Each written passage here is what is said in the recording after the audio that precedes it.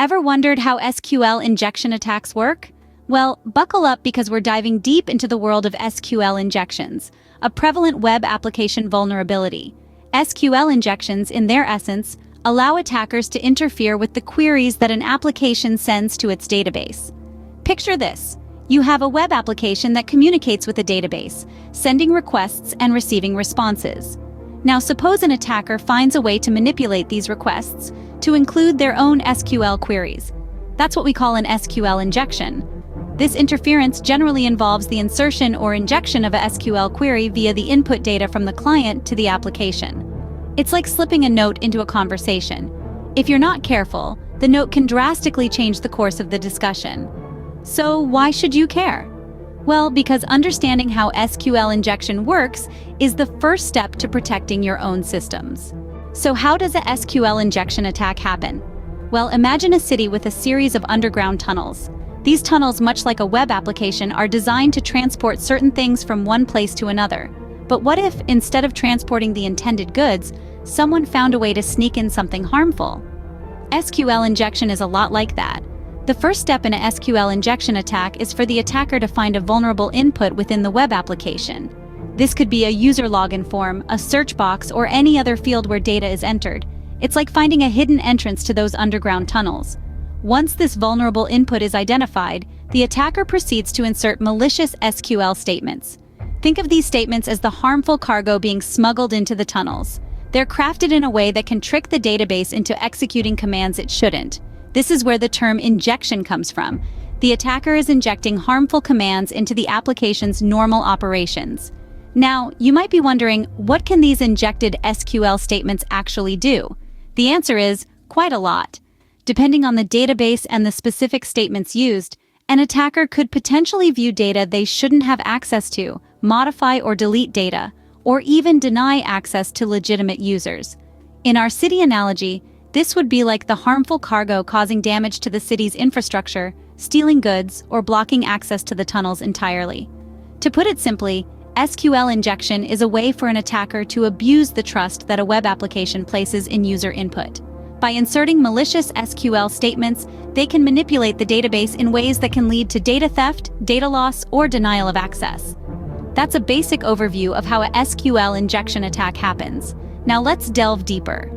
Did you know there are different types of SQL injection attacks? Indeed, they come in various shapes and sizes, and each type has a different approach to exploiting a system's weaknesses.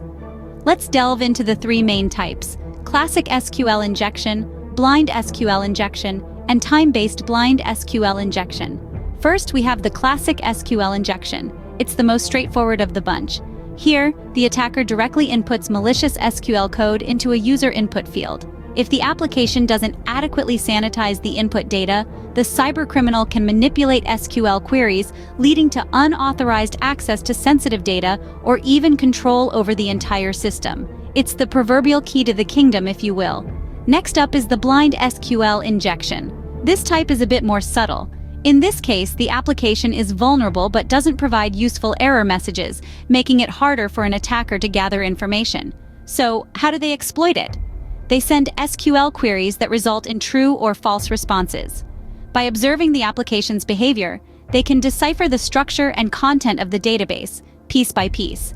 It's like navigating through a dark room, hence the name blind SQL injection.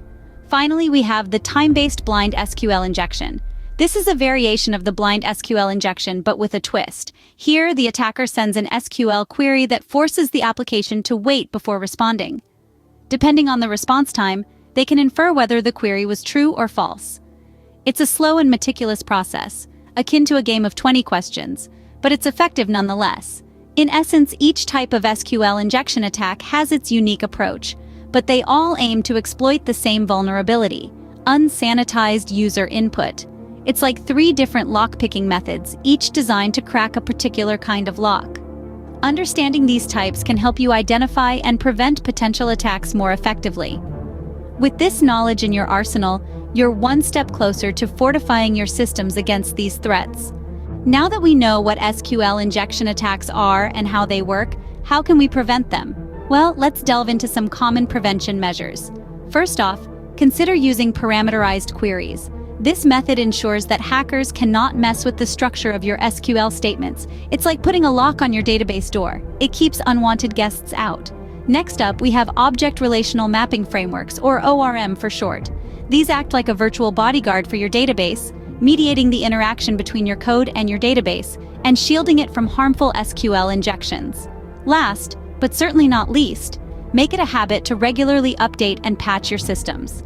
Remember, cybersecurity is a race, and you need to stay one step ahead of the hackers. Regularly updating your systems is like getting a booster shot. It strengthens your defenses and keeps you protected from new strains of attacks. Prevention is always better than cure, especially when it comes to SQL injection attacks. Let's summarize what we've learned about SQL injection attacks. We've discovered that SQL injection is a code injection technique, primarily used to attack data-driven applications. It's a method where malevolent SQL statements are inserted into an entry field for execution, potentially causing great harm to the database. We've also delved into the process of an attack, highlighting the steps that a hacker might take to exploit weaknesses in a system. We've explored the different types of SQL injection attacks, such as union-based, blind, and time-based attacks, each with their own unique characteristics and ways of causing damage. We've also discussed preventive measures, emphasizing the importance of input validation, parameterized queries, and least privilege principles. By understanding SQL injection attacks, you're already one step ahead in securing your systems. Remember, knowledge is power when it comes to cybersecurity.